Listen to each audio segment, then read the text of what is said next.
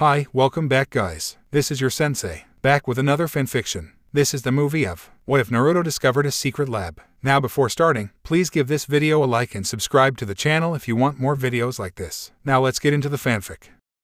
He brought his hands down. A splash, a wave. The image of a lantern was completed as the brush filled in an empty spot with yellow paint. The young boy plunged his brush into the murky water, wiped it on his stained smock, then dipped it into a daub of black paint on the wooden palette that was hooked onto his left thumb. He glanced at the dark starry sky in a moment of contentment before going back to his painting. A sudden swish jolted him, causing his brush hand to sway. He frowned, annoyed at being interrupted. Just as he was about to return to his work, a thin sizzling streak shot straight up into the sky and exploded into thousands of sparks. His eyes widened at the sight of the glittering shower. It was his first time seeing fireworks. Of course, this didn't mean that this was Konoha's first festival with fireworks involved. It was just that for the past few years, on the day of the Kyuubi festival, he was either hiding in his shabby apartment or being chased by mobs who only reluctantly stopped when the ANBU showed up. This young boy was nowhere near being a threat to Konoha. But because of the tenant living inside of him, biased people would see him and his tenant as one and the same. Konoha's Jinchuriki, the Kyuubi container, Uzumaki Naruto, sighed in contentment. He was glad that he had heeded the Sandame's advice, otherwise he would never have discovered the magnificence of fireworks. He'd only ever heard the fireworks going off in the background, but had never seen any with his own eyes. 2 years ago, when Naruto had still been the boisterous and obnoxious loudmouth who ran around Konoha causing troubles, the Sandame would get dozens of complaints every day regarding the blonde's behavior. Hoping to change the boy's ways, he had suggested Naruto pick up a new, more tranquil habit to spend time on.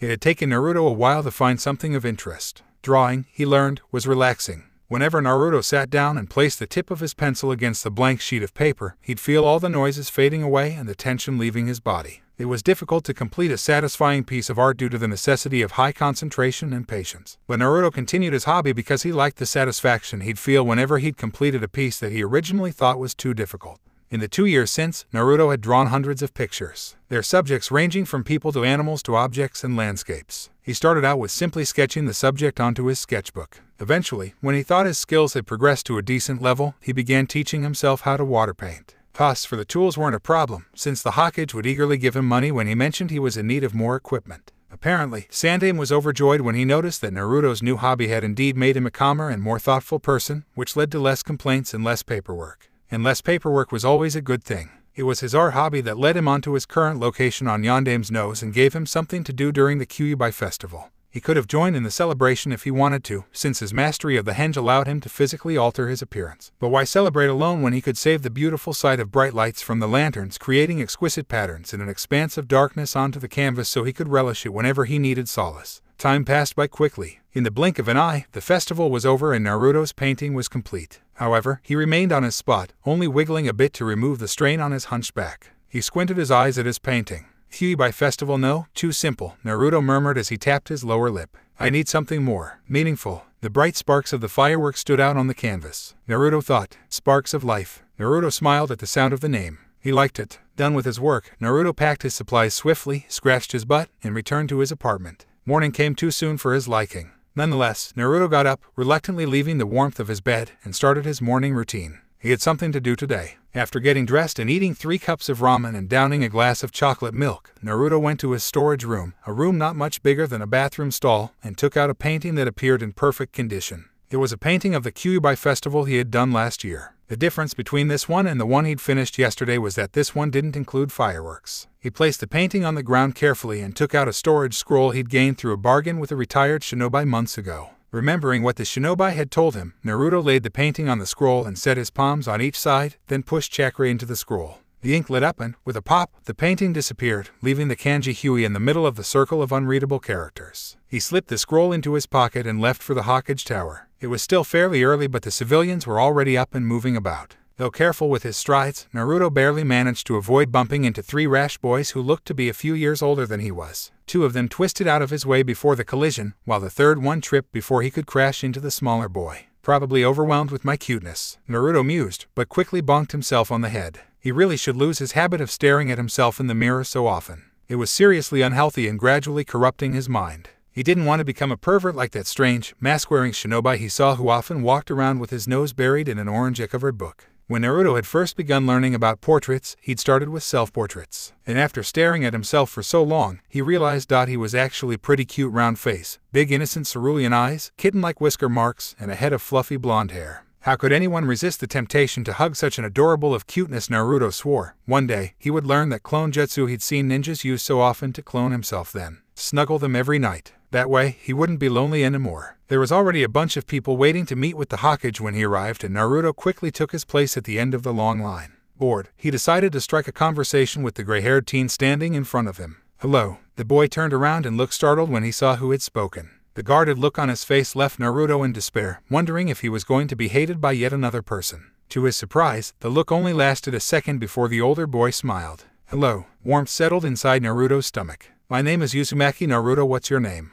"I'm Ikashi Kabuto." Kabuto extended a hand, and Naruto eagerly shook it with all his might, probably too hard, but it was his first time shaking hands with another person. "Ikashi, that's a strange name. Are you a medic?" There was a moment of silence before Kabuto spoke, a slightly annoyed tone to his voice. "What about you? Do you like ramen?" Naruto nodded vigorously. "I love it. I have at least 6 servings a day." Kabuto blinked in surprise, then chuckled indulgently. "Yes, I'm the medic on my Genin team." "Genin team? Don't medics only work at the hospital?" "There are many jobs for medics. The hospital isn't the only place they're needed." Kabuto crossed his arms and leaned against the wall. Naruto recognized the posture as the beginning of a long lecture. Most medics work as a team with other ninjas so they can heal their teammates when they get injured. Medical ninjutsu or uryujutsu can be offensive as well. It all depends on how you use it. Well, that was short. Naruto was glad. His attention span was short on anything that wasn't art-related. How can medical ninjutsu be offensive? Can't they only heal people? If Kabuto's lectures were going to be short, then it wouldn't hurt to get more knowledge on the topic, especially if he was going to study this by himself later on.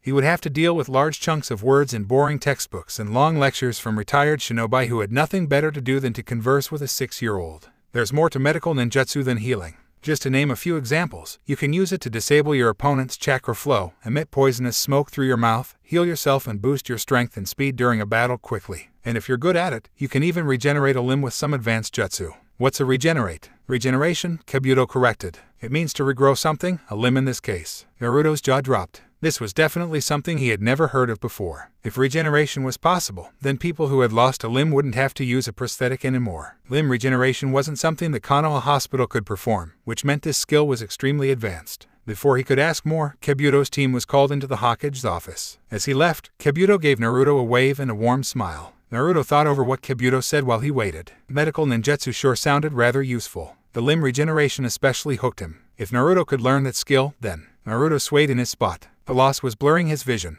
"You're pathetic," his enemy cried. A disturbing grin crawled onto Naruto's face. "Regeneration jutsu," he shouted. The visible bone in the white stump of his amputated right arm grew as the flesh developed along with it. Within a second, the regeneration was completed and his arm looked as good as new. His opponent looked ready to pee himself. "Now, can you please repeat what you just said?" There was a silence before his opponent fainted on the spot. Naruto almost drooled. "Now, how cool would that be? Of course we'll make it." "Stop doubting yourself," a loud voice interrupted his thoughts. Naruto turned and found the group behind him chastising the only female member of their party, who seemed to be cowed by their words. "Hey, what's going on?" They looked at Naruto, then one of the boys sneered, "Mind your own business, brat." Well, Naruto was only 6, and he was rather short for his age, so the nickname did fit. But it didn't mean he liked it. "Hey, don't call me that," Naruto fumed, but the anger was quickly suppressed and his calmer side took over. "I'm just curious, what are you guys talking about?" The older boy seemed to want to push more of his buttons, but the other one stepped in front of him and answered, "We're talking about the upcoming Chunin exam that'll be held at Aimbacure. Now please leave us alone." The group returned to their conversation after Naruto turned his back on them. Chunin exam, how he'd heard about it a couple of times when he was with the Hokage. Apparently, children became genin after they graduated the academy. Then they took the Chunin exam and became Chunin if they passed. The location of the Chunin exam varied, but no matter what village it took place in, only ninjas from allied villages could participate. Same with the Jounin exam. Naruto was far too young to take the Chunin exam. Hell, he hadn't even entered the academy yet, thus, he tuned out the conversation and let his mind wander to other things. Like Aimbacure. Since it's the hidden rain village, it must rain a lot. Naruto mused. "Glad I don't live there. I hate rain. It ruins my mood and I can't draw outside. Though staying inside and drawing the rain is fun." When his work wasn't ruined by a drop of rainwater that leaked through his ceiling, that was. Next, a friendly-looking man called the last appointment of the morning as Kabuto's team walked out. Naruto waved at him amicably when they made eye contact and Kabuto waved back, smiling. The friendly-looking man was the Hokage's secretary, whose name was something along the lines of Mitsukashi. Naruto couldn't quite remember since he tended to recall people's appearances rather than their names, a habit he'd picked up after observing people for so long to use them as art models. Hokage's secretary had changed 3 times in Naruto's life. The first was a woman who had made him wait outside for over 4 hours with the lie that Hokage-sama is busy, and being the naive brat Naruto had been, he'd accepted it without a doubt. The second was also a woman who had told him that the Sandaime was elsewhere and she would lead him to him, only to take him to the forest behind the tower where she would have beat him to death if not for an ANBU's intervention. Apparently, Sandaime had decided that women couldn't be trusted, ergo, he hired a male secretary this last time. Naruto felt sorry for the old man since he could no longer drool over female secretaries' assets. He knew that the Hokage liked woman's big, bouncy ass, because when he used the Hokage as a practice target for his Waijutsu, the old man always ogled her ass for a full 10 seconds before collapsing in a pool of. Anyway, Mitsukashi led Naruto into the office with a guiding hand on his back before he closed the door, leaving Naruto alone with the Hokage. "Hello Naruto, how's your day?" the Sandaime greeted, taking his eyes off his paperwork. Talking with Naruto was always relaxing. The blonde's energetic aura could make anyone's day go from bad to good. And sometimes to worse. "I'm doing great, Gigi, I need your help again." Naruto took out the storage scroll and unsealed his painting. He handed it to the witty-eyed old man, since there was no room to place it on the table, and stepped back, grinning proudly. "Wow, Naruto, this is beautiful," Sarutobi smiled, eyes crinkling warmly. "I painted this last year actually, during the Kyuubi festival," Naruto said. "But because I missed the fireworks last year, I drew another one this year with the fireworks. However, I'm keeping that for myself." "Hey, you're truly a little prodigy when it comes to art. If you drew this last year, I fear to know how good the painting you did yesterday must be." The two shared a laugh. "But no matter how good, no painting is better than the self-portrait I received on my birthday a few months ago." "Thank you again, Naruto." "No biggie, old man. It's thanks to you that I picked up this hobby. Without your advice, I'd never have discovered the wonder of art." Naruto added, "Oh, and thanks for the birthday present you gave me yesterday." He took out a green frog wallet and held it to his face, rubbing his cheek against its soft cotton material. "I decided to name it Gamachan."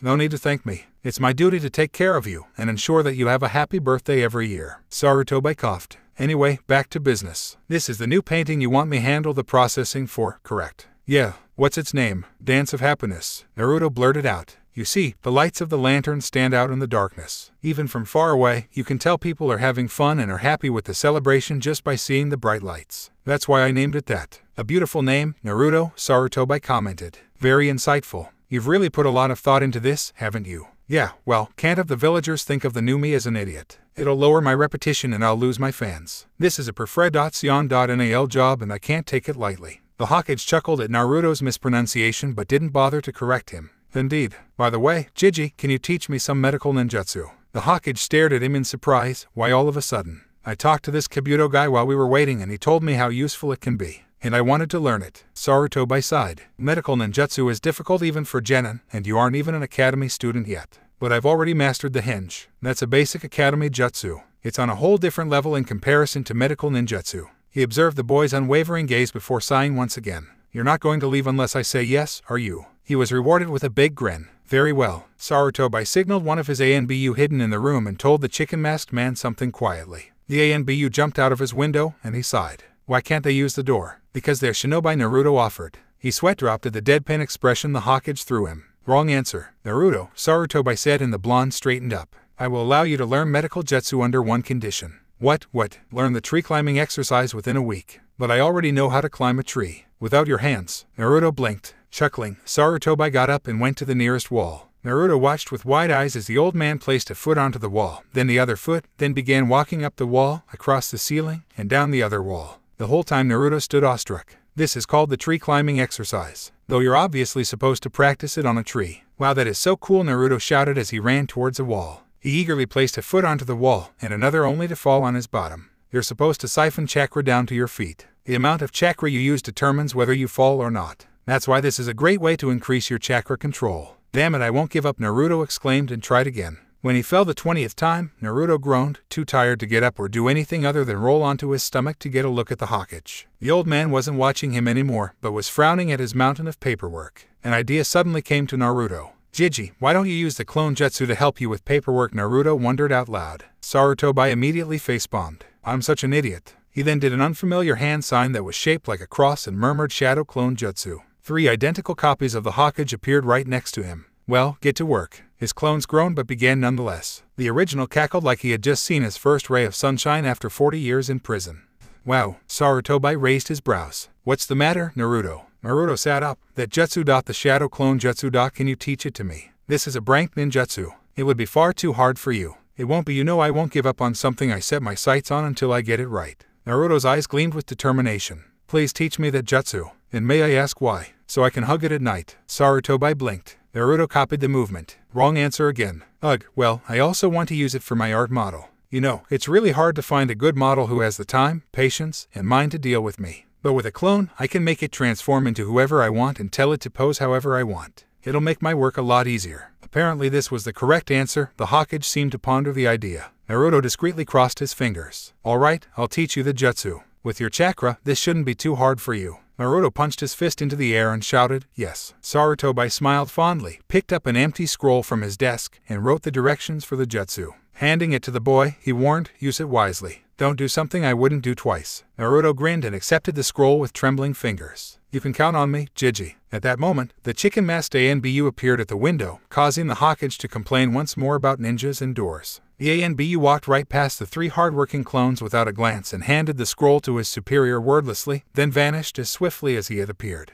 Let's see. Sarutobi looked down at the scroll with Naruto peering curiously over his arms. Basic medical ninjutsu. It contains all the basics you'll need to get started in this field. This is not an easy scroll, especially for someone with a large amount of chakra like you. How does the amount of chakra matter? Isn't it better if you have more chakra? You said last time if you pour more chakra into that fire jutsu those damn Uchiha love to use, you'll get a bigger and more powerful fire. Isn't that right? That is true, but medical ninjutsu is different. It requires extremely good chakra control. And the more chakra you have, the less control you have over it. You understand that, right? Naruto nodded. It was the same as the more ramen you had, the less control you had over yourself. Wait. That wasn't right. That's why you need to practice your chakra control before you can learn medical ninjutsu. Exercises like tree walking and meditation help. Naruto knew what meditation was. That was what Sarutobi had originally told him to do to try and tone down his exuberant behavior, but it hadn't worked. He almost always fell asleep 5 minutes into the practice. It was after that Sarutobi suggested he pick up a more tranquil hobby, and Naruto was introduced to the world of art. Suddenly, with a poof, the medical scroll vanished, leaving Naruto gaping wordlessly at the Hokage's empty hand.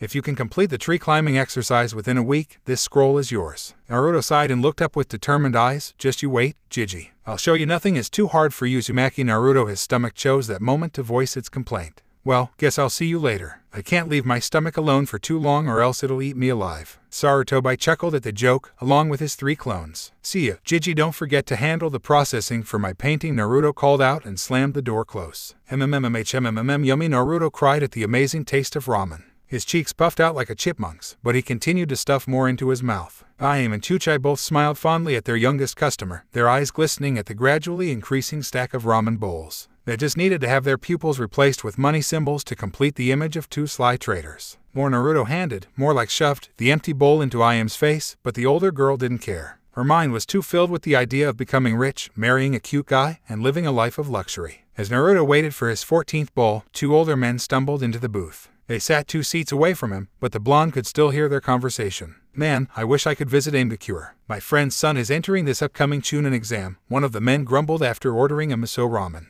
If I can go with them, then I can get free protection from bandits and see what the world outside of Konoha is like. I heard that you have to be a relative in order to accompany the Genin team. The other man ordered a pork ramen. At the same time, a pork ramen was placed in front of Naruto, and said, if only we were ninja, then we could transform ourselves into cats or something, and sneak into the village. Naruto listened closely as he began wolfing down his ramen. Sometimes, the best inspiration came from conversations and observations. You idiot. Henge isn't physical, it's an illusion. Those guards would be able to see through your false appearance. Physical, what does he mean? Not physical. My henge is always a physical transformation. Or we could hide in a merchant's wagon and sneak through. They check the wagons before the merchants leave, you dumbass. The pork man sighed. So there really are no other ways to see the exams. I've never left Konoha in my entire life. I'd like to see what the other villages are like for a change. The miso man agreed, same here. I heard that Sunagakure has really hot women. I've stayed single up to this point in my life just so I can leave the village and marry some hot, foreign chick. But even I wouldn't pay ninjas to escort me to Suna just so I can knock up some chicks. What was I thinking when I refused to go to Ninja Academy when I had the chance? Damn it, he punched the table, rattling the ramen bowls a little. Naruto was glad that Chuchai had already taken away his high stack of bowls, otherwise he would have had a lot to pay for. But it was too late. Because of one wrong choice we made in our childhood, we are forever bound to Konoha, never to be able to see the outside world. Naruto couldn't help but nod his head. He also wanted to see what the world outside of Konoha was like. Did Aimdekure ever have a sunny day with Sunagakure really covered in sand, like its name suggested? Were Iwa Nins all ruthless and evil, like some Konoha war veterans claimed? What would an ocean look like? Those thoughts were making his hand twitch involuntarily, eager to get a hold of a pen or brush. Naruto quickly grabbed his chopsticks and went back to eating. He had to repress those thoughts, because before he became a genin, he wasn't allowed to leave Konoha, which meant he couldn't see what ocean looked like to draw it. And what had these men said again? Even the henge couldn't get him past the guards because it was an illusion. Wait, Naruto put the chopsticks down. His henge wasn't an illusion, it was a physical transformation, somehow. He didn't understand why his henge was different than the ones these men were talking about. Was it because he'd learned it by watching ninja perform and trying to copy the hand seals? Did he copy the hand seals wrong?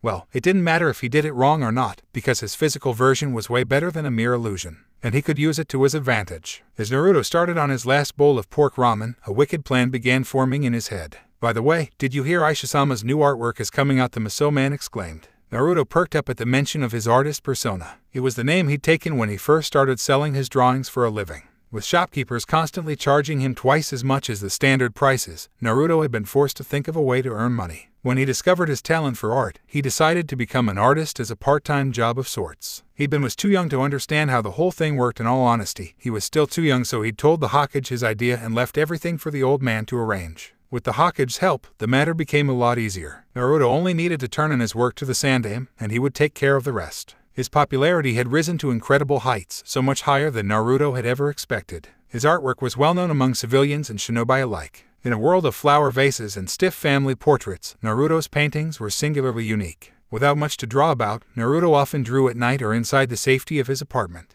Because of it, he'd learned that even the smallest and least important things could be the subject of an art piece, such as a single drop of water, a cracked window pane that was home to a spiderweb that glittered in the sun, a pair of old slippers housing a small mouse, a broken alarm clock, an empty sink. Not many pieces in the art community were of such trivial subjects, and that was part of the reason Aishi's work had become so famous. Perhaps he should paint a bowl of ramen next time, Naruto mused. He placed his chopsticks down and wiped his mouth clean with a napkin. Time to go home and work on some jutsu. Entering his apartment, Naruto let out a loud burp, filling the air with the smell of ramen. He patted his round belly and sighed in satisfaction as he lay on his bed, closing his eyes, not feeling up to doing anything in particular. After a few minutes of lazing, he got up with a groan and decided to take a look at the scroll. He didn't feel like falling down a tree at the moment, so he unrolled the scroll for the Shadow Clone Jutsu and began reading the Hokage's messy writing with difficulty. From time to time, he'd have to pause and look up a word in his worn dictionary. From what he could decipher from the scrawl, there was only one hand seal required, the cross sign.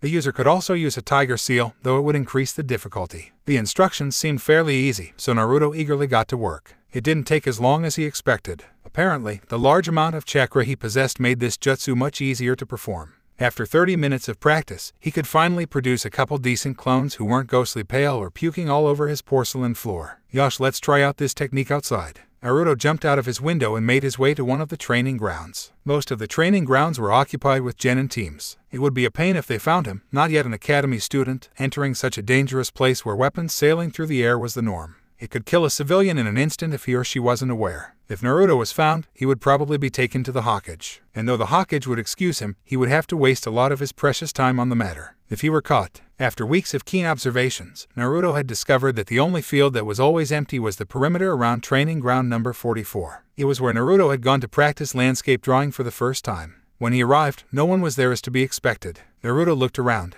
There were a couple dents and craters here and there, a few kunai and shuriken scattered around, and about a dozen dango sticks piercing the tree to his right. All in all, the field looked rarely used in comparison to some of the other training grounds. To the left of him was a river streaming through the metallic fence ahead of him that bore the signs warning and entrance prohibited. A gate numbered 15 was bounded tightly by chains. Behind the fence was a huge tree that looked to be on equal width as the Hokage Tower. The entire area gave off an uncanny feeling, forcing fear and a voice that screamed for him to get away into his mind. Naruto stood in the middle of the field, staring at the gate with profound contemplation, and formed the hand seal. Shadow Clone Jutsu. As smoke rose from the ground, 10 clones popped into existence. Naruto coughed as he inhaled some of the smokes. He reminded himself to find a way to get rid of the smoke in the future. Staring at his clones awkwardly, Naruto asked, "Hey guys, just making sure, when you get hurt, the injury won't transfer onto me, right?" One of his clones nodded. "Yeah, I don't think so." Which means, you guys can enter the Forest of Death without fear of dying, Naruto finished. He'd been wanting to see how scary the Forest of Death must be in order to receive that name, but he was too afraid to enter it. He wasn't ready to die yet. But with the Shadow Clone Jutsu, Naruto could just let his clones do the adventuring and he would get the memories of the experience afterwards. He had discovered that clones would transfer their memories and experience onto the original after he hugged a clone with all his might and sent both of them crashing onto the ground. When the clone dispelled, Naruto received a huge pain on the back of his head despite the fact that there was no bump there. Perhaps he should be more careful when hugging his clones. That's what I was thinking, another clone voiced. We know, since we are you, idiot. Hey, who are you calling an idiot? Idiot. What did you just say? Stop, Naruto, the original hollered. You are all me and we are all idiots satisfied. The clones grumbled in agreement. Alright, here goes the plan. You go in, look around, and pop when you've seen enough. Sound easy? Yeah, easy when you say it. You're not the one who's going into this, the clone shivered, scary place, nor are you the one who might get eaten by a horde of hungry, 1,000-year-old vampires. Don't they only drink? Another whispered. But that's what makes it interesting. Anything could be in there. Monsters, unicorns. Wouldn't you want to know? Naruto cried. I agree, a clone raised his hand. It's not like we'll really die. Why not go check it out? After all, we didn't know the wonder of art until after we tried it. So we should try this out first before we assume the worst. Alright, so who agrees with me? 9 out of 10 raised their hands. The original smirked. Well then, I guess I'll just dispel the only one not agreeing. The moment the words left his mouth, the leftover clone stomped his feet and glowered. Fine, I'll do it. It's not like I'm afraid of death. The 9 clones, including the original, snickered while the leftover one fumed silently. Alright boys, if you're all ready, let's go. The clones climbed over the tall fence carefully, with one dragging a reluctant clone with him, and disappeared from Naruto's view. Not sure what to do, Naruto strolled around, picking up weapons on the ground and trying to throw them, only to have them bounce off the tree harmlessly. He scowled. How the hell do you throw a kunai again? He then remembered the tree climbing exercise. There were dozens of trees in this area, making this a perfect spot to practice. Grinning, Naruto went to a nearby tree and began practicing. 30 minutes into his activity, Naruto was going out of his mind. He wanted to know what was going on in the forest. Damn it, he considered entering the forest himself, but quickly bonked the idea out of his head. He had just firmly established he didn't want to die. Didn't he see how there had never been anyone who came to this training ground in comparison to the other ones? Wasn't that enough to convince himself that it was due to the fact that this forest was dangerous? Before he could convince himself to do something terminally stupid, a flash of images rolled into his mind.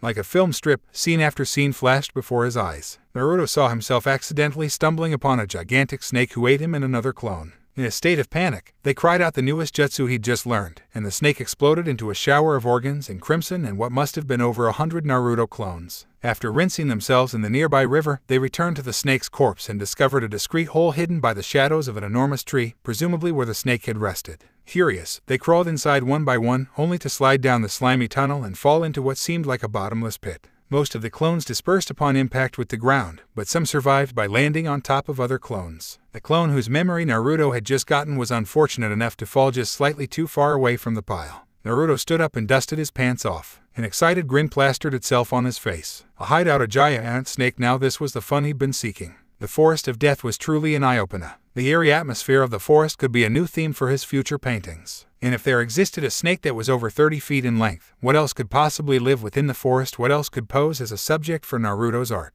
Thrilled at the thoughts of exploring more of the forest, Naruto went back home at a speed no one watching would have thought possible and returned with a long, tough bundle of rope. The rope was quite heavy for a 6-year-old, but Naruto ground his teeth and managed his way over to the snake's corpse, with the help of his clone's memories of the directions. The skin was still warm, Naruto noticed when he placed his hand on the scales, which thankfully meant no maggots or flies yet. He wondered if there were any jutsu that could preserve corpses. Walking around the corpse, his nose twitching at the awful odor, Naruto bent down and peered into the dark hole. He heard nothing. The hole was indeed hidden very discreetly. If Naruto hadn't been actively searching for it, he would have missed it. Spreading the rope along the ground, Naruto secured it around the base of the tree trunk 3 times, making sure it was tight enough and hidden under the bushes before making a death knot. He then tied the other end around his waist and bravely slipped into the hole, wincing when the slime got on his clothes and skin. While he was sliding down, Naruto fretted over the possibility that this rope was either not long enough and he would have to go back and get a longer one, or too long and it would do more harm than good. But thankfully, the rope was just the right length and his feet dangled about a foot above the stone tiles. He sighed in relief. However, the anxiety didn't leave him until he had untied the knot around his waist and his feet touched the ground, confirming his safe landing. "Took you long enough," his voice called out. Naruto looked over and found one of his clones waiting for him at the entrance of some pathway. He had still not gotten used to hearing his own voice talking back to him. "So how many of you died?" The clone counted off his fingers. Naruto took the time to observe him. His hair was still wet and flattened, and he was in his dampened white t-shirt with the red spiral in the front. When we got eaten by the snake, we created about 100 clones each. His clones went first, but they all died when they hit the ground. Then the later ones landed on a pile of clones before the pile dispersed me, and the other clone went last, but he was unfortunate enough to miss the pile. So I guess there's about 50 left. Deep in his mind, Naruto had an inkling that he was missing something, but he didn't know what at the moment. He decided to file away his suspicion for later. And what did you guys find? What's in this place? That's what I want to talk to you about, the clone replied as he guided Naruto through the dark pathway. The tunnel looked to be over 10 years old at least. There were spider webs all over the stone wall and slime across the ground. This is probably where the snake lived, Naruto thought. Their walk was silent. At the end of the hallway stood a metal door, ominous but well-maintained. Naruto suspected that whoever created this place visited frequently, but the memory of the snake changed his mind. The person probably left the snake to guard this hole, to protect whatever treasure he had hidden behind this door, until the day he returned to claim what was rightfully his. Naruto felt guilty for unearthing someone else's treasure, but his curiosity overruled his morals and his hand reached for the door without his consent, pushing it open. A mob of sun-ed blonde hair whizzed through the bushes, a white streak at its heels. What the hell is that thing? The clone leading the escape cried in between heavy pants. How should I know? His partner yelled. It's like that insect with a dozen feet except much bigger. This is all your fault. Did you have to pee at its hiding spot? Couldn't you have chosen somewhere, I don't know, more empty? Well, I can't help it. The leading clone glanced back with frightened eyes and quickly turned back, forcing his short legs to move faster. Damn it, this is why I didn't want to enter this place. This thing is worse than vampires. He suddenly stopped the sprint and dove into the bushes to his right. The other clone looked at him in surprise and followed his movements. What are you doing? Don't follow me, you idiot, the first clone yelled, red-faced. Stay away from me so the monster won't chase after both of us. Are you telling me to be the bait? If you heard me right, then the answer should be obvious. Fuck you. The bait grabbed his companion's collar and threw him off balance. What the hell? The bait clicked his tongue in distaste when the other merely sprang back onto his feet. Both of them paused their bickering when they heard the rustling sound of tiny little feet scraping against the leaves on the forest ground, getting closer and closer. A sinking feeling of panic swept over them. The bait whimpered, I don't want to die. His companion choked back a sob. I don't want to, either. Just when the both of them were about to cry in hopelessness and fear, they saw two familiar figures in a distance ahead of them. Help, help. The two figures stood up and their eyes widened at the sight. As the two running clones shortened the distance, the appearance of the two figures became clear. They had the same sewn blonde hair. As the clones ran past them, they flickered their gazes at the giant centipede and hurriedly joined the run. Damn it, why does it have to be you two? We're so doomed. Just what did you get yourselves into? What is that thing? How should I know? Just shut up and move. I'm running out of breath. Indeed, the two earliest clones were having trouble keeping pace. Their legs felt like lead, weighing and slowing them down. Time after time they would stumble over their feet and the others would have to drag them upright to continue the scramble. We need to find a way to kill that thing before it kills us. One clone who had been keeping quiet suddenly spoke. Do you guys think this would work? As the others' gazes landed on him, he took out a piece of white, rectangle-shaped paper with red borders. It had strange markings surrounding a circle with an unknown kanji in the middle. The edge of the paper looked a bit smudged, like a shirt getting caught on fire, which was quickly put out and leaving a blackened stain. Where did you get that? We found it on the ground a while ago. There were weapons all around it, probably leftovers from a fight. I saw that. In a weapon shop, once. Dangerous, then. How do we use it? He asked shortly. The silence lasted for a minute. They were slowing down. They needed to come to a decision quickly. Try chakra, one clone shouted. The marking. Looks like the one on the storage scroll. Maybe works like one, too. He panted. The clones traded glances. A decision was made.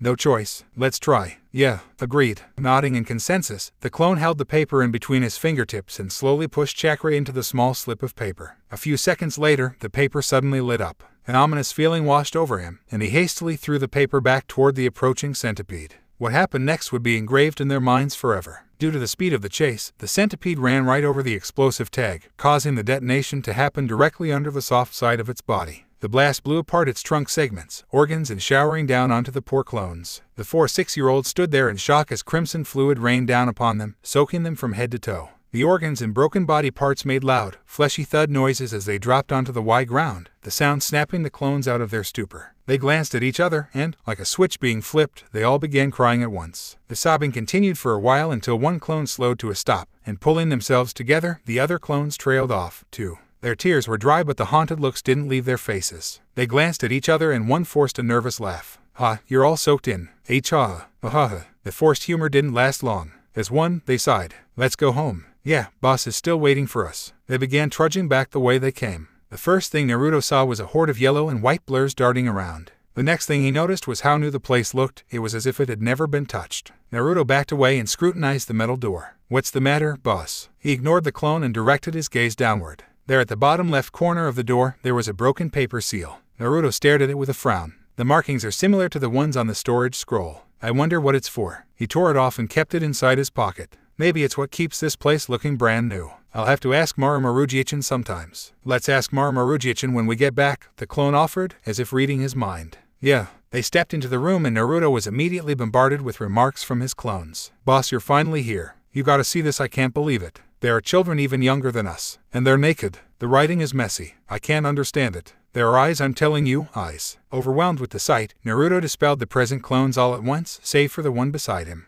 The clone beside him suddenly clutched his head in pain, collapsing onto the ground. Naruto hurried to his side. Hey, what's going on? Are you alright? The clone winced at the loud voice. "Please don't shout directly into my ear." Naruto grinned sheepishly. "Sorry, so are you alright? What just happened?" "It feels like 1,000 bears just ran over my head," the clone groaned as he sat up slowly with his boss's help. "When you got rid of the other clones, all their memories flooded my mind. It makes me want to puke." The earlier inkling returned and Naruto narrowed his eyes, finally realizing what was going wrong. When the two clones of his created more clones, the memories and experience of those clones returned to the clones who made them, instead of the original. And when the creator clone dispersed, that was when Naruto got all the memories. Naruto sighed and decided to examine the issue later. "So what memories have you seen? What did the other clones find out?" The clone opened his eyes and explained, "This place is strange. There's lots of weird-looking equipment and tanks filled with naked children and green water. But the disgusting thing is," he frowned and pointed at a shelf full of jars and large containers. "There are body parts inside those containers, and for some reason, they don't look rotten.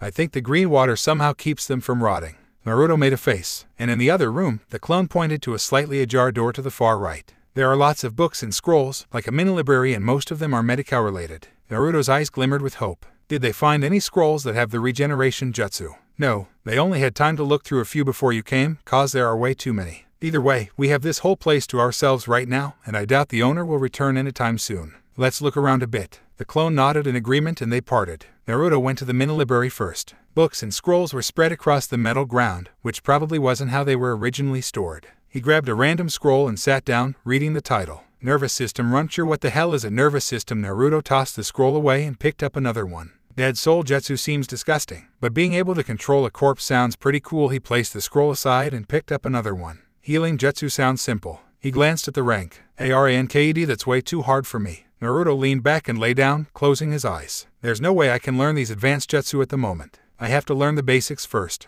But before that, I need to learn the tree climbing exercise." He sighed, troublesome. A high-pitched scream pierced his eardrums, followed by the sound of a splash. Alarmed, Naruto shot to his feet and dashed out the door. The scene he came upon made him stop in his tracks and burst out laughing. "Shroff roffing in Jeff me arf." Naruto just laughed even more. "How did you even get in there?" The panicking clone was stuck in one of the unoccupied glass tanks that had a thick metal rod hooking its lid to the ceiling and an intricate contraption around the bottom of the tank. The metal lid was lifted by the extensible rod that had multiple wires wrapped around it, providing a space large enough to slide a body in. The tank was over 3 meters high, yet the green liquid only reached at most 2.5 meters, still too high for the clone's hands to grab onto the edge of the tank. "I must have muffin," the clone garbled as water began filling his lungs. Finally realizing the danger of the situation, the first thought Naruto had wasn't to dispel his clone, but to save his friend. Glancing at the direction the clone was pointing at, Naruto saw the console with tiny buttons on it. The two currently lit up had the kanji Kai and Shi. Their counterparts Bai and Zhong were dimmed. Hoping to get rid of the green liquid, Naruto pressed Zhong.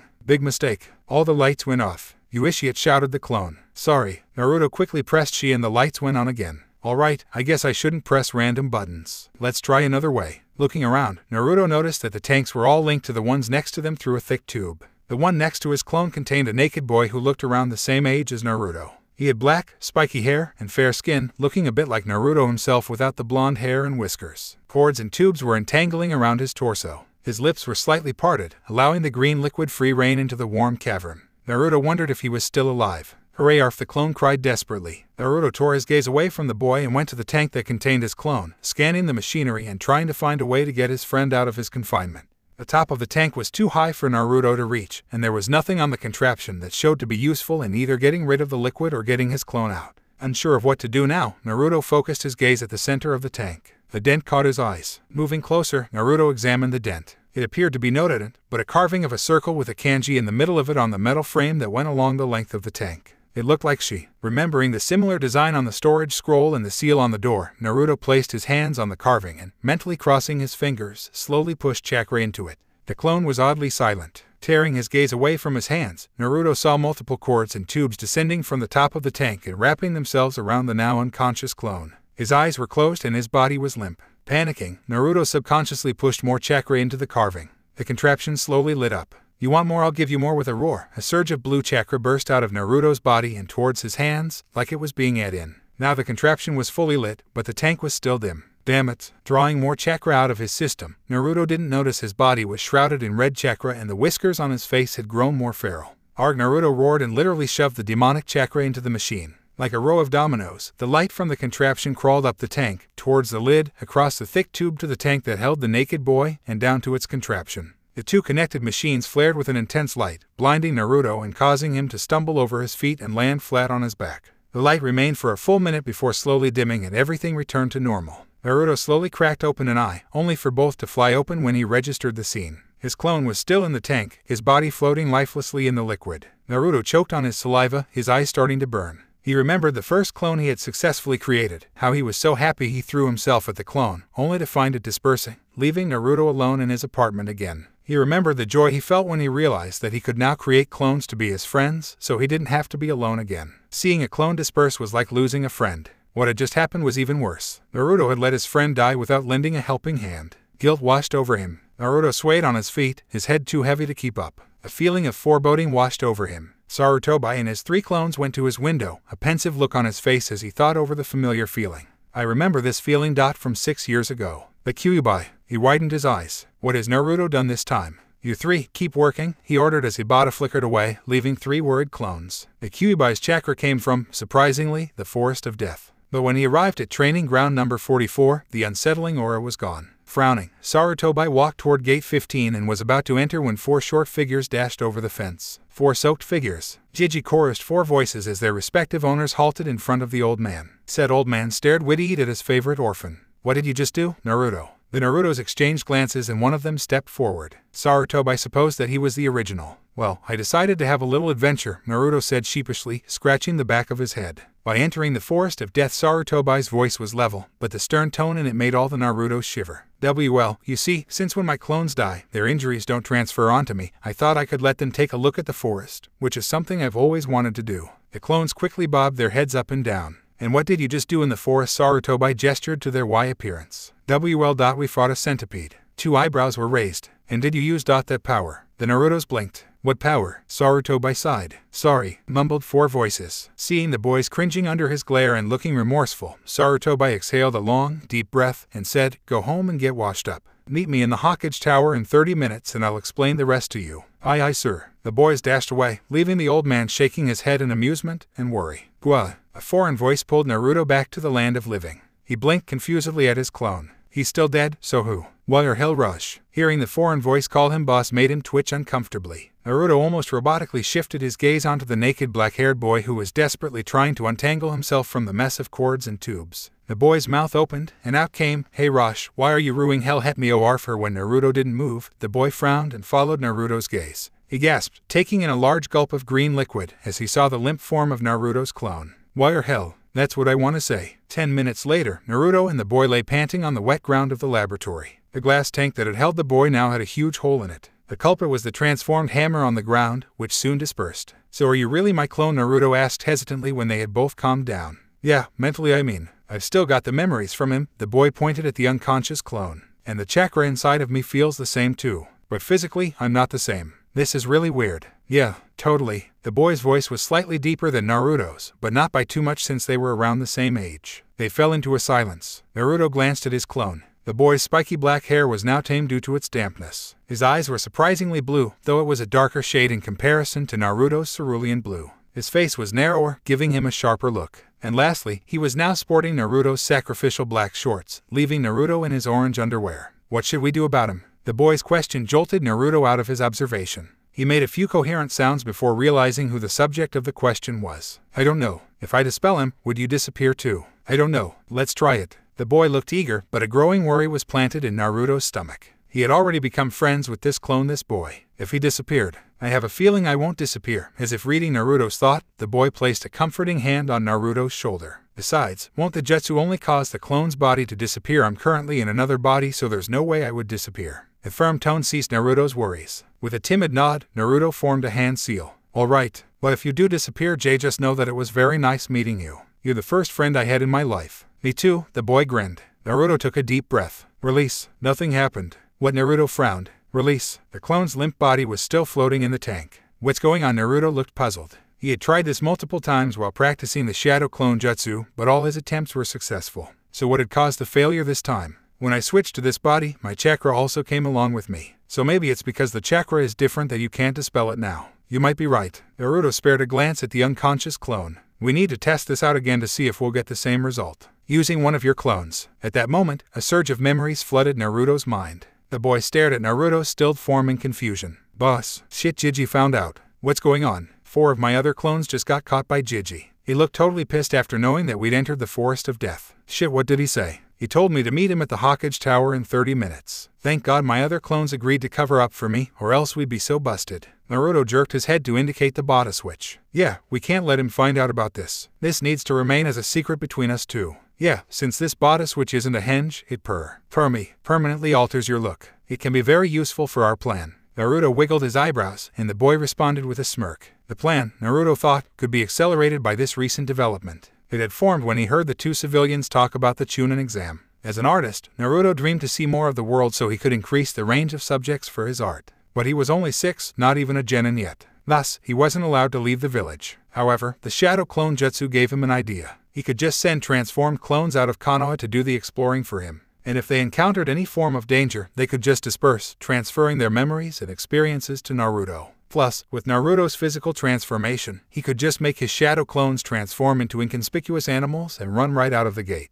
And since his henge wasn't an illusion, the possibility of the guards seeing through it was non-existent. The only concern Naruto had was that the shadow clones died too easily. Even the tiniest hint of physical assault would stop their chakra flow and cause them to disperse. But the discovery of this body switch machine erased that tiny fragment of doubt from his mind. With this, Naruto could just make his clones body switch with these naked children and they would be able to take hits like any other human beings. But before that, Naruto needed to test this out a few more times for his unanswered questions. Like, would I still get their memories after they die in their new bodies, or after the body switch, can they still do the jutsu they know? The last question was answered, however, when the boy physically transformed himself into a copy of Naruto. "Ah, so you can still do the jutsu you know even in this new body?" "Yeah, I guess." His clone looked surprised at the revelation, but soon shrugged it off. Compared to the body switch, this surprise was nothing. Before leaving, Naruto created 5 clones to sort through the medical scrolls in the mini library and told them to keep a lookout for any interesting ones. Then, with a backward glance at the little hideout, he and the clone left the Forest of Death. When they arrived at their apartment, the clone dropped the henge and they both took a quick shower together. In their minds, they were the same person despite the physical differences, so taking a shower together wasn't that much of a big deal. Besides, it wasn't like there was anything new to see. While showering, Naruto received another wave of memories from the rest of the clones he had sent into the Forest of Death. They had found a tall, red tower in the middle of the forest, but the door was locked and sealed, forbidding their entry. Naruto wondered what the tower was for. After getting dressed, the boy transformed into a copy of Naruto again in case anyone noticed the stranger in Konoha and grew suspicious. "We still have about 15 minutes, Naruto said as he took a glance at his alarm clock. "We can use this time to dot.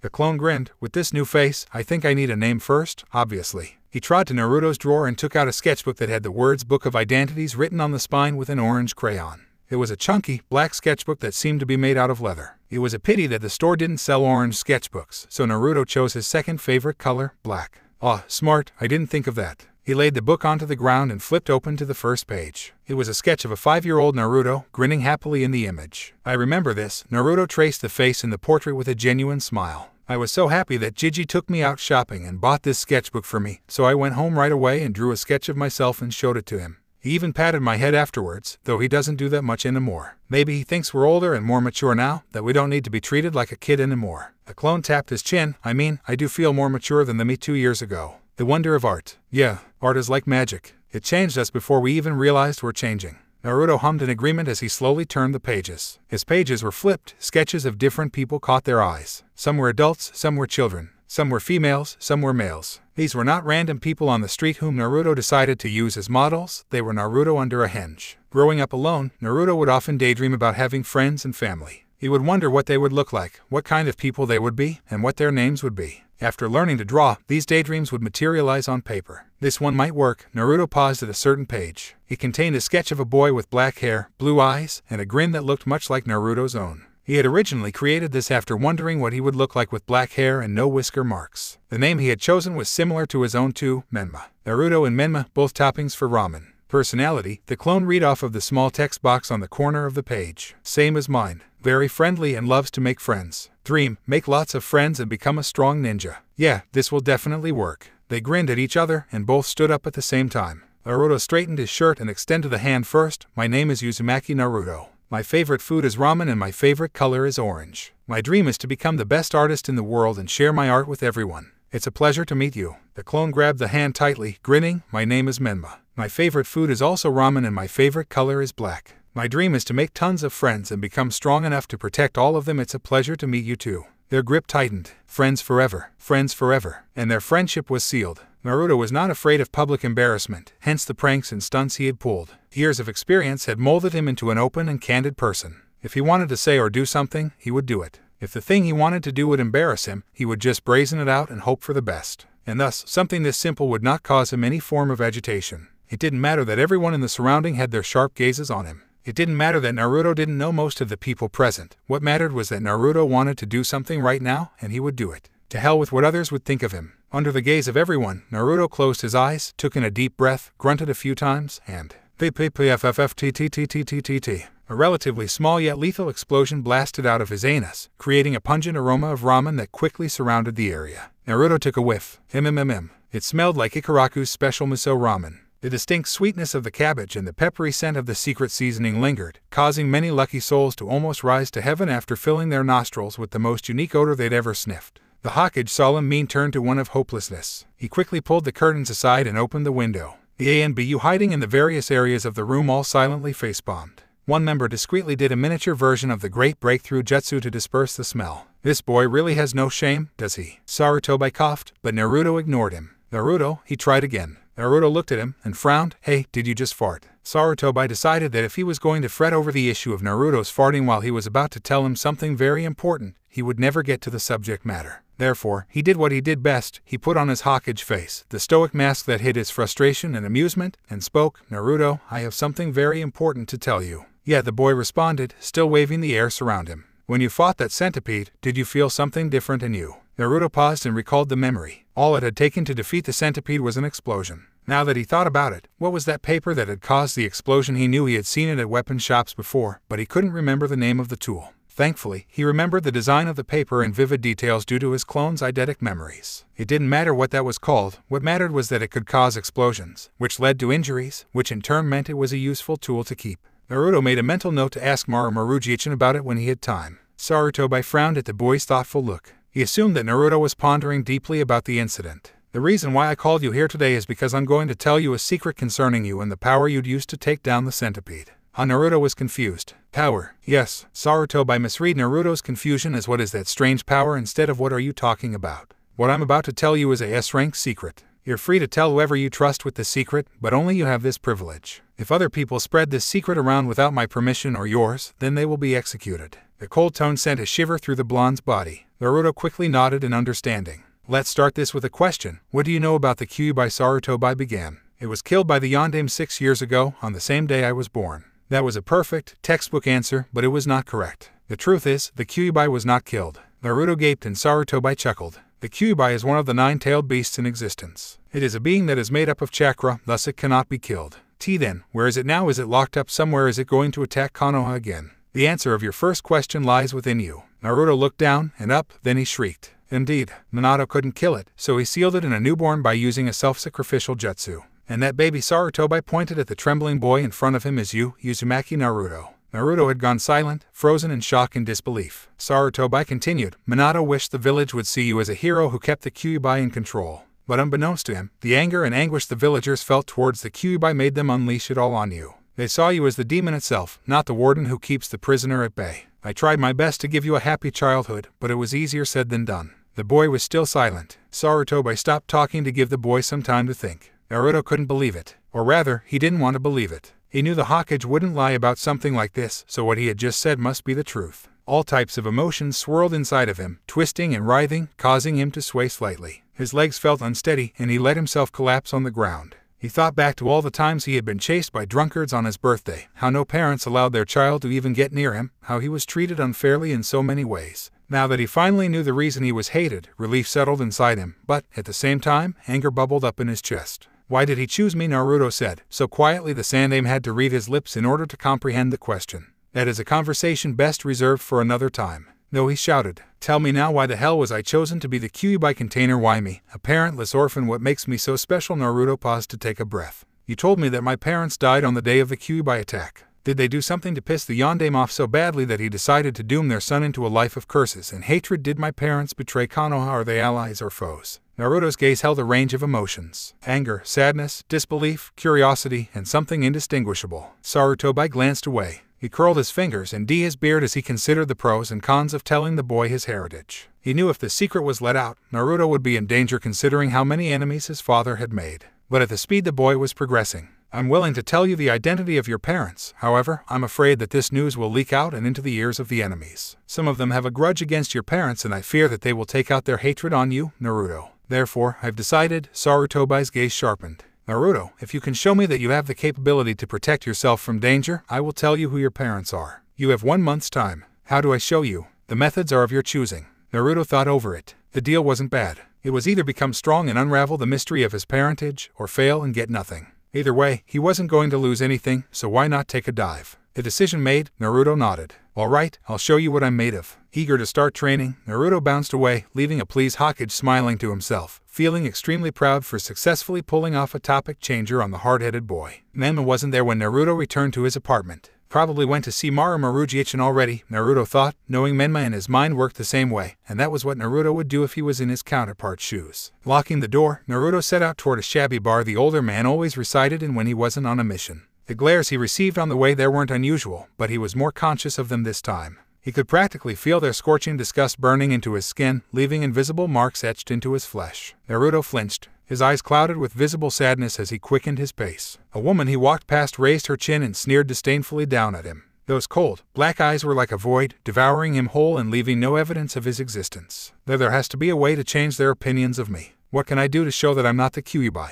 A loud exclamation sounded from somewhere behind him. Turning to look, he saw a group of older ninja, the one in the center holding up Naruto's painting of last year's Kyuubi festival. The joyful chatters brought a smile onto Naruto's face. "Idiot, the answer is right in front of me. If they find out that I'm actually Aishi, they'll realize that I'm not the Kyuubi, just Uzumaki Naruto, a boy who likes to draw. Because the Kyuubi is evil, it can't draw pieces that bring smiles to people's faces. But to do so, I must become well known. I have to improve my art and make everyone fall in love with it, so when I reveal myself, I can change everyone's mind at once." With new determination invigorating him, Naruto skipped his way down the road, his steps lighter and his sight clearer than before. When he reached his destination, he hid in a nearby alley and transformed into a middle-aged man before stepping into the age-restricted bar. The place was dim and smoke-filled. On the stools beside the counter sat a group of ninja. Naruto recognized one of them as the mask-wearing pervert who seemed to be obsessed with that orange book. Another one he was familiar with was Sarutobi Asuma, the Sandaime's son. Naruto had met him on a few occasions and he seemed like a friendly man. Walking past them, Naruto went to the table at the most secluded corner of the bar and sat down next to a man who looked like a carbon copy of his current appearance, and in front of a gray-haired, elderly man who looked to be around 50 years old. His eyes were closed and he had a humble smile stretched across his face. Naruto exchanged a glance with his twin and said, "Menma, we really do think the same way." He indicated their same transformation.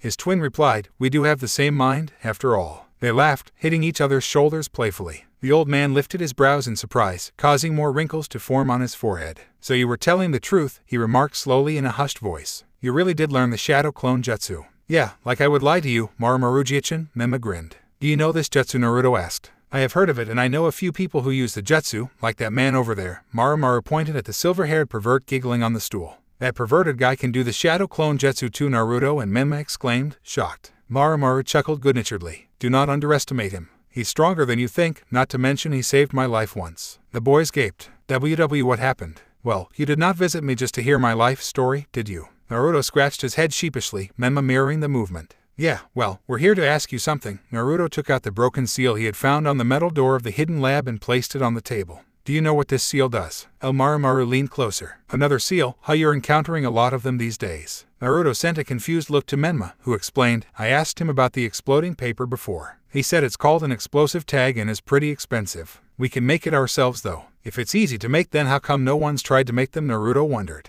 Because they would rather buy an expendable explosive tag than make a huge effort getting the special paper, ink, and brush, and learning the design just to make one single explosive tag. A long sigh escaped the old man's chapped lips. Ninja are lazy. They only care about what something can be used for, not how they acquire it. Are all ninja like that? Marumaru opened his eyes and stared at the two transformed youngsters solemnly before explaining, most of them are like this. When they become genin, they get so excited over the prospect of being ninja able to buy ninja tools that they don't stop to think how are these tools made. This habit stays with them throughout their ninja careers, causing them to think let's go to the weapon store and buy more when they need to restock. Would you make them yourself then? Well, Marumaru smiled, the corner of his closed eyes crinkled, forming more wrinkles than were present. I'm an old man now. Even if I learned how to make them, the skill would not be of much use to me. But for you, it's different. You still have a long life ahead of you. You have a lot more time to figure out practical uses of the skill than I do. Besides, I'm not an avid fan of Kaikujutsu, which is the use of explosives. Taijutsu and Kenjutsu fit me better. Naruto and Menma nodded, pouting slightly. The old man merely chuckled at the display and sipped his tea. So you don't think explosives are useful?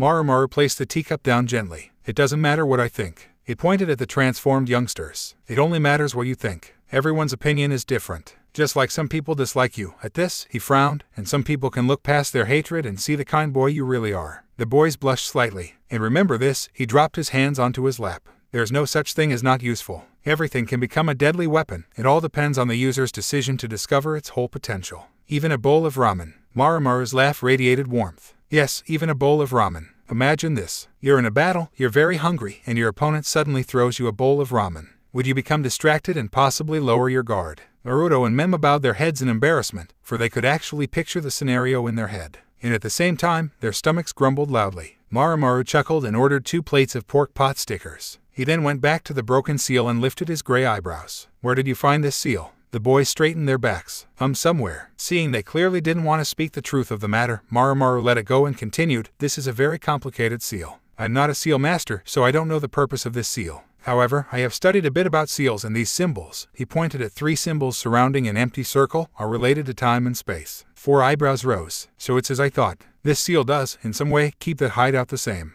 I guess it can control time or something. So cool. Naruto glanced at Menma, his counterpart winked. In an instant, Naruto knew that his friend shared the same thought. We're so gonna look into this more. I mean, controlling time, how cool would that be? Alright, thanks, Marumaru-jichin, Naruto stated as Menma took back the seal. I gotta start planning for my training, so I'll see you later. Training? Yeah, Jiji told me that. Naruto glanced around suspiciously before leaning forward and whispering, he will tell me who my parents are if I show him that I can protect myself. He then straightened up. That's why I need to start training. Marumaru muttered as he stared at the boys' retreating backs. A ray of sunshine beamed through the window and reflected on the ladle and wok placed next to the strongest genin in Konoha. Maruboshi Kasu took a bite out of the freshly served pot stickers and sighed in content. Work hard, Naruto. At the rate you are going, you'll surpass your father in no time. On the way back home, Naruto quickly briefed Menma on the 1-month deal he had set up with the Hokage. When they reached their apartment, the first thing they did was cook 2 cups of instant ramen. Then they sat down and laid a sheet of paper on the floor. Alright, we need to make a plan, Naruto declared, tapping his pencil against the paper. Yeah, let's list the things we need to train on, Menma agreed as he took a pencil for himself. Tree climbing is a must, Naruto wrote it down as number 1. It's not gonna be too hard since we can just create clones and make them do the exercise. Then when they disappear, their experience will transfer to me. Yeah, we can really speed up our training this way. Next, we should figure out what we have to learn to show Jiji that we can protect ourselves. Naruto pondered, biting the end of his pencil. How do we show him anyway? He didn't tell us. I dunno. Let's figure out what to train first. Yeah, you're right. So, Naruto wrote down, we have to learn how to throw kunai and shuriken. Those are the basics. Then, we need to learn how to create explosive tags. Menma offered and jotted it down, marking it number 3. Yeah, since it'll save us money. Besides, we already have the ink and brush. We just need the special paper. Actually, we don't really need the special paper. Seeing the original's confused look, Menma explained, Marumaru-jichin said that the special paper allowed the explosive tag to stick onto any surface. So ninjas can wrap them around kunai or stick them on the trees or something like that. To create traps, but to create an explosive tag, we don't really need that special paper. Any paper would do. That makes everything much easier then. Naruto grinned and pointed at the wooden drawer that held sheets of paper. We already have all the things needed.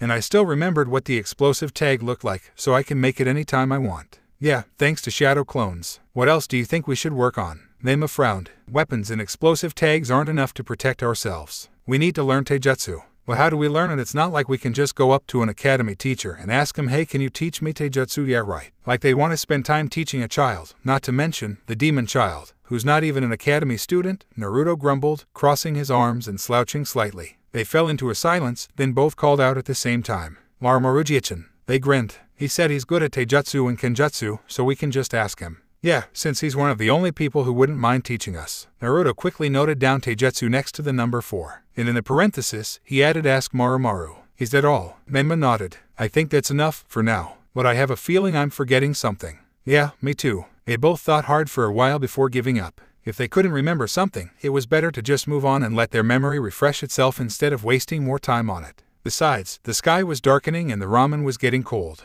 They inhaled it quickly and decided to call it a day. Back in the lab, the clones who were sorting through medical scrolls yawned. Hours had passed since their boss had left them in the mini library, and with the contribution of everyone, they had carefully selected a few scrolls that seemed to be the easiest and simplest to learn. One of them was the erranked healing jutsu Naruto had thrown away. It may be erranked, but in comparison to jutsu like the healing Risukai something, this seemed way easier, not to mention more convenient, too. With their work done, the clones exited the room and paused in front of the tank that contained the unconscious clone. One clone spoke up. If we injure him, would that cause him to pop? The responses varied, but in the end, they decided to try it out. Instead of breaking the tank, they went to the console of buttons and tried to figure how to properly open the lid. Last time, Naruto was in a state of panic and had pressed the first button he'd laid eyes on. This time, however, the clones had plenty of time and they found a row of numbered keys on the top of the console. The tank containing the clone was number 21. One of the clones pressed the keys for it and the units on the tank lit up, then he tapped the button with the kanji kai. Without a sound, the extensible rod lifted up the lid, allowing a space for the clones to crawl in. What now? The clones traded glances. The opening was too high for them to reach. The solution came quickly. One clone formed a hand seal and shouted, "Henge!" When the smoke cleared, there stood a 10-foot-tall Naruto. Why hasn't boss thought of this? 'Cause he's stupid. You know you're insulting yourself, right? And you, dumbass. The transformed clone ignored them and slid an arm into the tank. He grabbed the clone's collar and, after shaking him loose of the tubes and wires entangling him, dragged him out. Laying the unconscious clone onto the ground, he transformed back and gestured the others to gather around. The 5 clones stared at the one on the ground, no one wanting to take action. One clone huffed, "I'll do it then, you chickens." He raised a fist and brought it down on one whiskered cheek. With a poof of smoke, the unconscious clone dispersed. The remaining clones traded glances. Well, that's it, I guess. Pretty simple. Yeah, and they popped, too. In the middle of the night, Naruto awakened with a sharp, panicking gasp for breath. He grabbed the back of his neck, the numbness lingered. The shadow, he remembered, had snuck up on him from behind, and before he could react, he was struck in the neck, falling unconscious. How long had he blacked out for? His parents must be worried. Wait a second. The foreign word stood out in his mind. Parents? Whose parents? Naruto looked around in confusion and found himself in a somewhat familiar room. This is my room, yeah. And I'm Uzumaki Naruto. He patted the space next to him, his hand feeling the soft material of Menma's shirt. And Menma is next to me. What's going on? He closed his eyes and concentrated. What was I dreaming about? Images flashed across his mind, too quickly for him to catch them. But when he delved deep enough, he found himself remembering events that had never happened. His parents sang a happy birthday song. It was his first birthday. His bed felt cold. Something wet was moving against his skin. A soothing voice was murmuring something. Then, screaming, shouting, crying, an inhuman roar. Something big and red. A yellow flash. Then everything fell silent. Some time must have passed, because the next thing he remembered, he was back with his family again. Though Konoha looked utterly destroyed, things went back to normal. He was playing hide and seek with his friends in the park. He hid behind a tree then. Footsteps, pain, and everything turned black. Naruto's eyes shot open. This wasn't his memory. So whose was it? All of a sudden, a wave of memories from his clones hit his head, and everything made sense. Is this the real Menma's memories? Which means when my clone switched bodies with him, his memories also switched. That's why when my clone's body dispersed, I received his memories instead of my clone's. The 6-year-old widened his blue eyes, horrified when he realized the meaning behind the memories. Does this mean I've taken away his mind? And not just that, his memories is everything. The bed shifted when Menma flipped around and asked worriedly, "Boss, are you crying?" Naruto wiped a hand across his eyes and blinked. A layer of transparent tears clouded his vision. The outline of Menma blurred. I didn't notice it. Is something wrong? I have killed him, Menma, Naruto sniffed. When I made you switch bodies with him, your original body became his new body. And my clones just made that body pop, and now I got his memories. I can remember living with parents. I can remember being kidnapped when playing hide and seek. I've basically erased his identity from this earth, Menma. What do you mean? Yes, he doesn't exist in this world anymore. I took away his memories, his experience, his body. I took away everything from him. Big, fat tears escaped his tightly shut eyes, rolling down his reddening cheeks. His lips trembled as continuous words of self-hatred tumbled out. It pained Mema to see him like this. Naruto wasn't just his boss, he was also his friend. Boss, please don't cry, Mema tried. The adorable of cuteness had devolved into a quivering mess. Still cute, however. I can't help it, Mema. What would his parents think if they find out that their kid is gone, that his memories are in a stranger's head, and his body is now used by another stranger? Boss, what's a body without a mind? This is killing, Menma. I'm a murderer. Naruto. The change in honorific startled the crying boy. Don't call yourself a murderer, please. I don't want to see you like this, Menma begged earnestly. But I killed him. Yes, but Menma thought hard, trying to find a way to change the stubborn boy's mind. He's already dead. What are you talking about? Think of it this way. The hideout looked to be at least a few years old, meaning the owner hasn't been there for that long. He must have been kidnapped for years, Menma argued. After being gone for so long, anyone would think he's dead. All you did is make his death more real. Naruto's eyes grew glazed. If no one cares about his death, then that means it's okay even if you kill him, right? Naruto slowly nodded. You're right. Only serious death matters, because these deaths will make people sad. Like the death of our parents. Silence enveloped them. But I'll be fine, Naruto stared at Menma with hopeful eyes. 'Cause you'll always be there for me, will you? Of course you're forever my best friend, Naruto. That one sentence was enough for Naruto to drop all the weights off of his shoulders and throw himself onto his best friend. No one had ever said that to him before. Not Maruroji-chan or Jiji, they were parent figures. Not Uchiha-san or Ayame-san, they were just kind people who fed him. Only Menma would forever be his special someone whom he could find solace in when he was down, complain to when he was judged unfairly, train to reach their dreams with, share his secrets with. Only Menma could understand him. Thanks, Naruto said when he released the other boy. I needed that. Next time you cry, I'll draw your snotty face in the sketchbook. Hey, they both knew it was a joke. Come on, let's go get your face cleaned. Hand in hand, they entered the bathroom. Menma took a towel and wetted it, then scrubbed Naruto's face with it. MMPH, hey, what's that for? Heh. Pouting, Naruto grabbed the towel and was about to return the favor. Menma, your henge is gone, he pointed out. Surprised, Menma stared into the mirror and, indeed, the henge he had put on before he slept that made him look like a Naruto clone was gone. He was now back to his black-haired, fair-skinned new appearance. This is gonna be a problem. The short moment of playfulness disappeared and Menma's demeanor changed to one of seriousness. He glanced at the other resident through the mirror. If anyone found me next to you looking like this, asleep, we'd be in a lot of trouble. Yeah, we have to find a way to keep the henge. It was late and they still needed their sleep. They quickly finished their business and went to the training list that was nailed onto the wall, adding the new problem in hand as number 5. The moment Menma's head hit the pillow, he fell asleep. Naruto didn't, however. Unlike Menma, he had seen the memories and guilt swam inside of him. Laying under the warm comforter, he thought, Menma's right. I didn't do anything wrong. No need to feel bad about it. I mean, if I hadn't discovered the hideout, he'd have been stuck there forever, and it must be painful being inside that green water. I'm helping him out by killing him, and he's helping me out by letting me use his body to help achieve my dream. Or even, yes, everything would be alright. After all, it wasn't like anyone would miss him if he died, which meant his death wasn't anything serious, right? Deep rumbling woke Menma up. It sounded like a monster waking from an endless slumber, causing vibration of the air surrounding him. Heart pounding in his throat, he flipped around and found himself face to face with the origin of the noise, snoring. Wide eyes focused dazedly on a tanned face, trailing down the closed cerulean eyes, fox-like whiskers to slightly parted lips. A trail of dried drool was left on the chin. On impulse, Menma raised his hand to trace the whiskers. The heat emanating from the warm skin under his fingers confirmed his belief that this was, in fact, not a dream. Is this what I look like when I'm asleep? Menma's hand trailed down the sleeping body and crept its way towards the back. He shifted closer to the other boy, allowing his other hand to snake across the blonde's shoulder. Naruto. He tightened his hold into a hug and snuggled his face into the juncture of the other's neck. The corner of his lips curled upward. So cute. Watcha doin'? The sleep-roughened, groggy voice sent a shiver down his spine. Menma quickly removed his disobedient hands and scooted away, a faint blush on his cheeks. He could only stare, held immobile by the confused, sleepy gaze pinning him in place.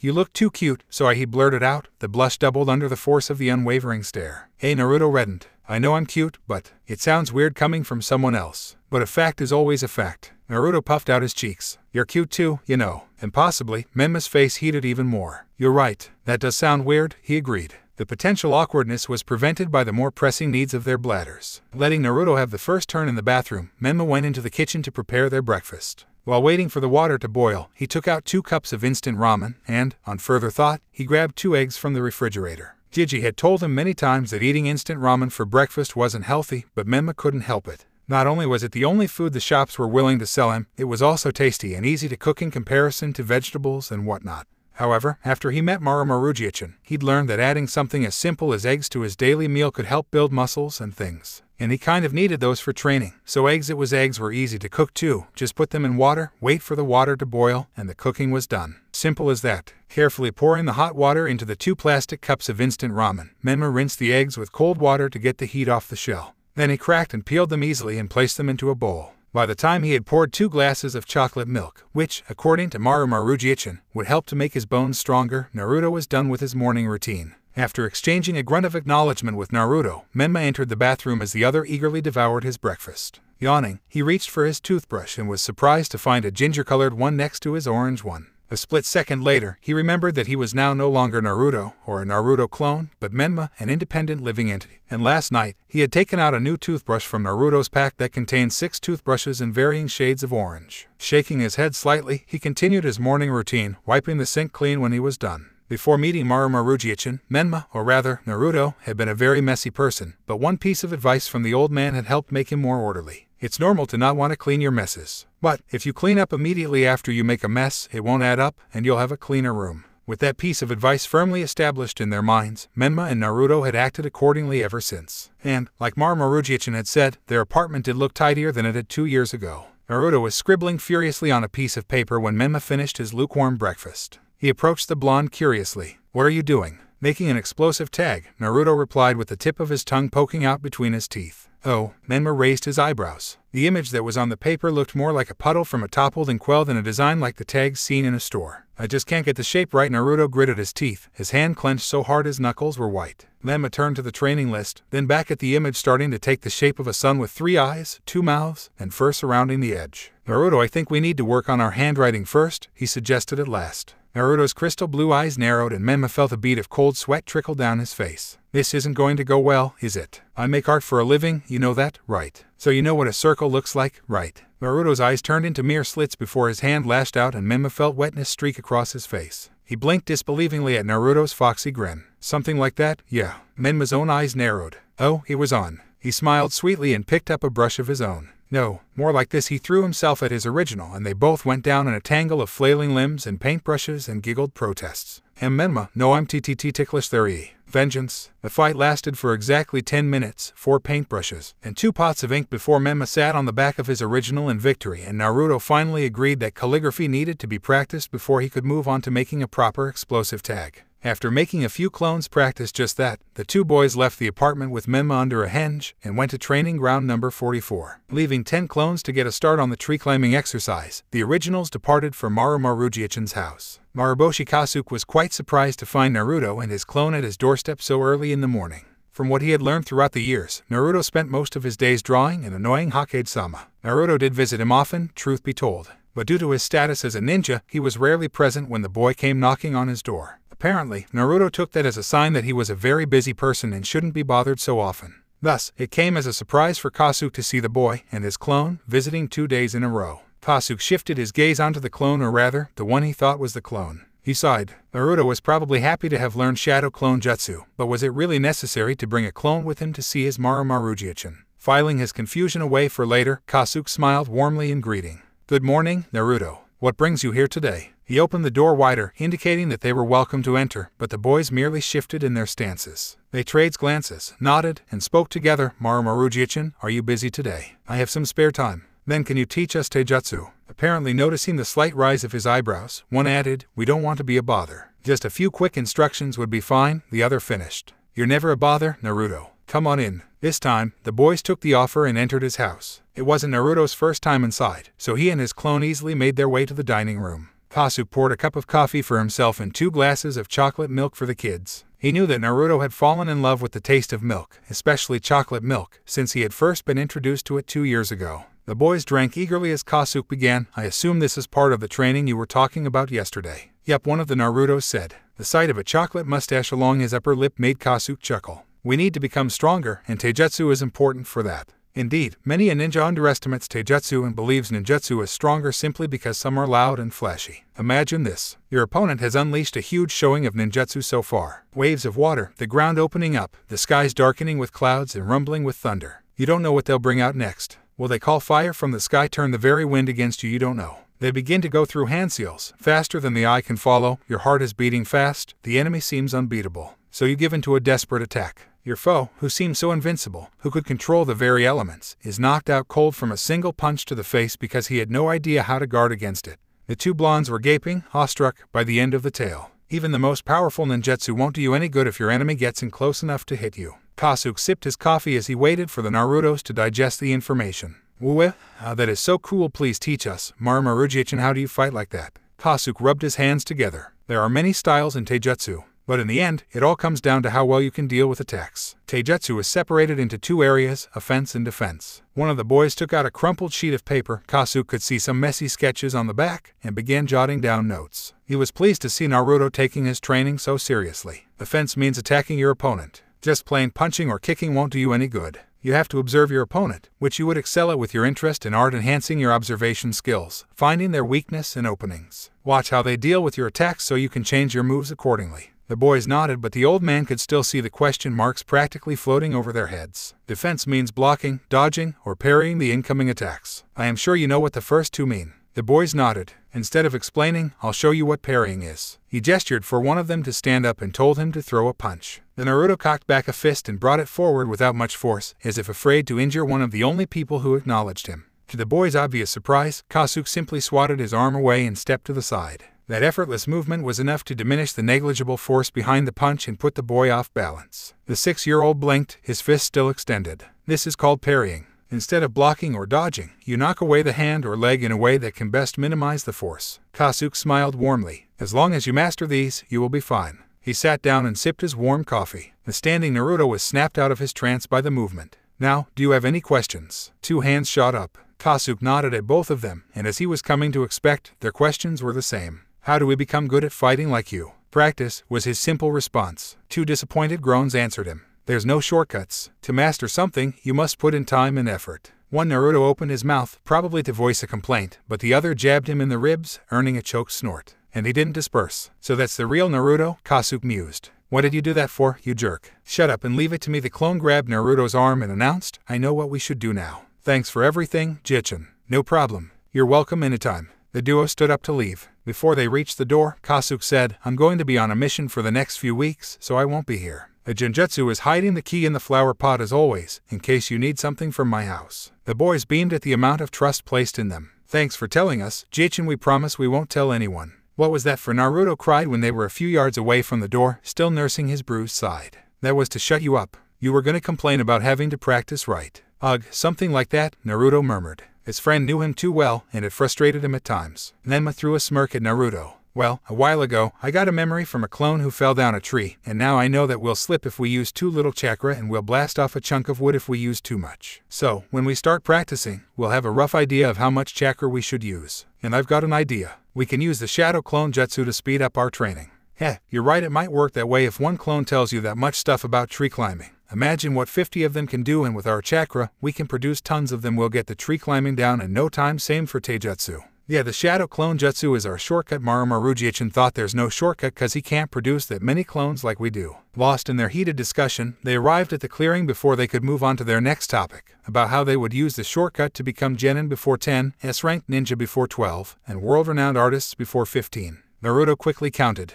Only one clone has popped, aside from the one earlier. And since I didn't get any memories, that means the missing clone is yours. A smug smile tugged at his lips. Messing with Menma was always fun, or perhaps it was due to his years of isolation that he never let the chance to fool around with someone slip by. Menma, you're clones. What did you say is expected? Menma was riled up. Eyes ablaze, nostrils flaring, he shook his fist threateningly before Naruto's face. I'll show you who's boss. He turned to a tree nearby and placed a foot against it. Huffing, he closed his eyes as if trying to recall his clone's memories, then quickly yanked his other foot off the ground and bam! Seeing his friend sprawled on the ground like an unfortunate turtle flipped on its back, twitching as if he was having a seizure, Naruto laughed so hard his eyes watered. God, my stomach. With tears blurring his vision, Naruto could barely see Menma rising to his feet and blushing full force. Let me see you try, then.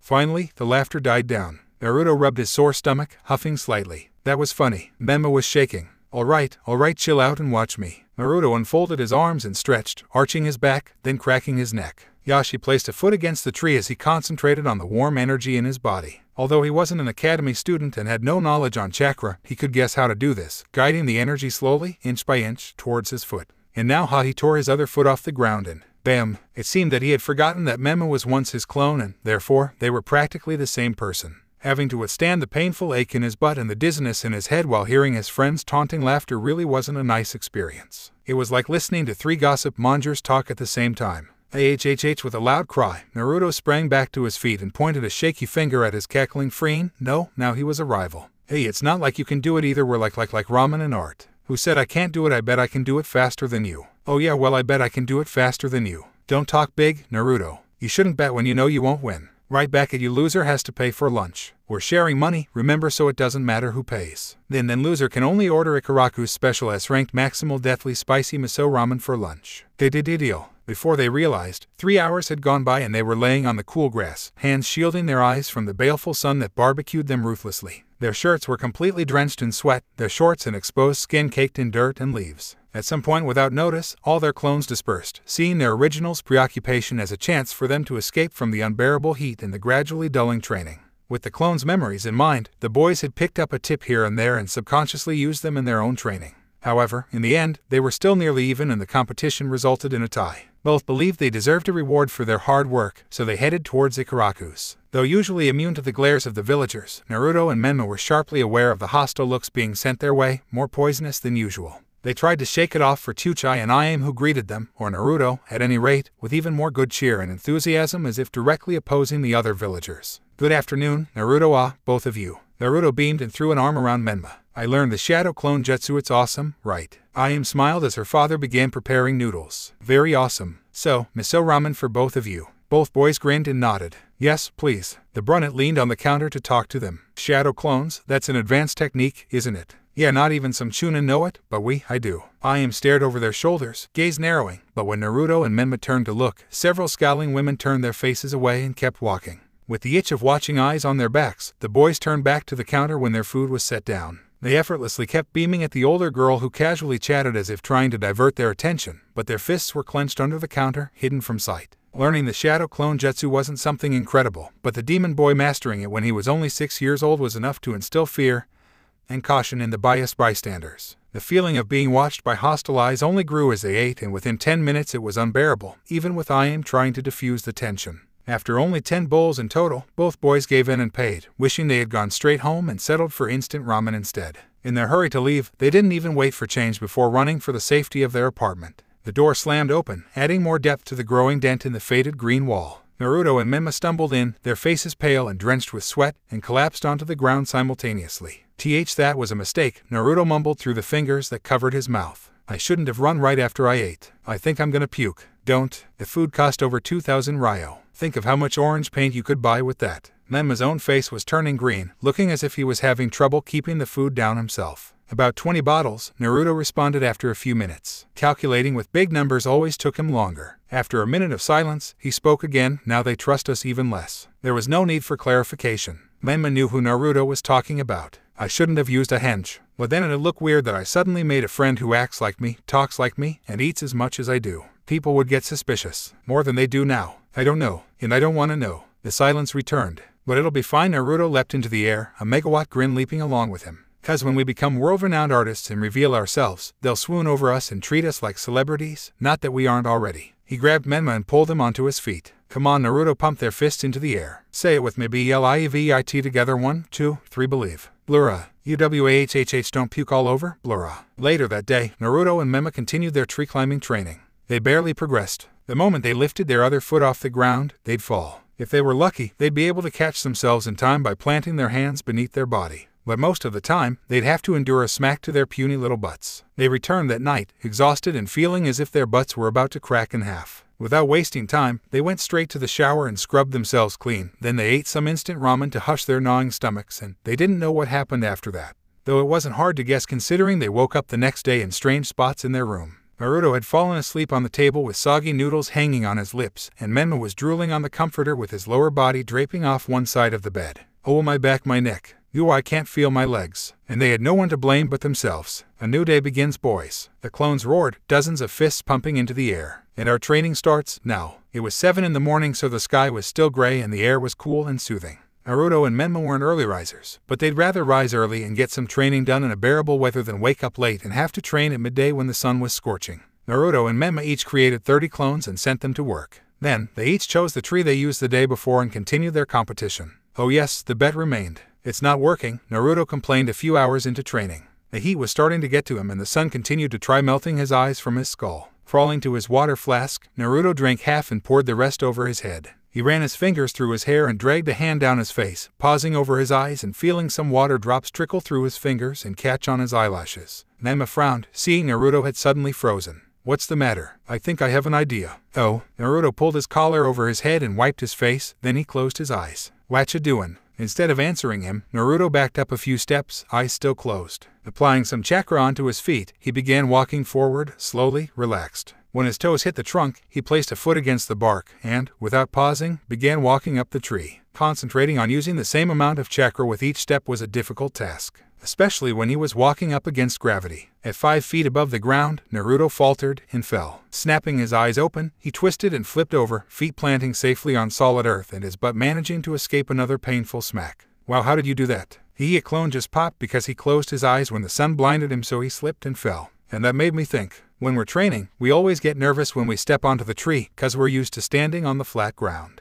Menma nodded. You're right, it does feel strange. But if we close our eyes, maybe we'll forget about all that and think we are standing on the ground. To trick ourselves into believing it. Menma's eyes widened as if he had just been introduced to a new world. He started mumbling and nodding, closing his eyes. As Menma began testing the method out, Naruto dispersed all his remaining clones and created 30 new ones. Y'all, listen up. We are listening, one clone muttered, picking his ear. They'll practice tree climbing this new way. The one who gets the furthest gets a bowl of ramen. Seriously, have I ever lied? The clones shook their heads. Get to it then. Before the last syllable drifted into the air, the clones scattered and returned to their respective trees. Naruto watched nervously, feeling as if his heart was in his throat. They all made their ways to the trees and began. 1 step, 2 steps, 3. Naruto gulped. 4 steps, 5. And they fell. His anxiety dissolved and a joyful grin replaced his frown. His method worked. They were finally progressing. Naruto, look, I did it. The moment Naruto turned his head, Menma slipped and was rewarded with a mouthful of dirt and grass. Oof. PFF, the chuckle escaped his lips before he could refrain himself. It's not funny, Menma cried.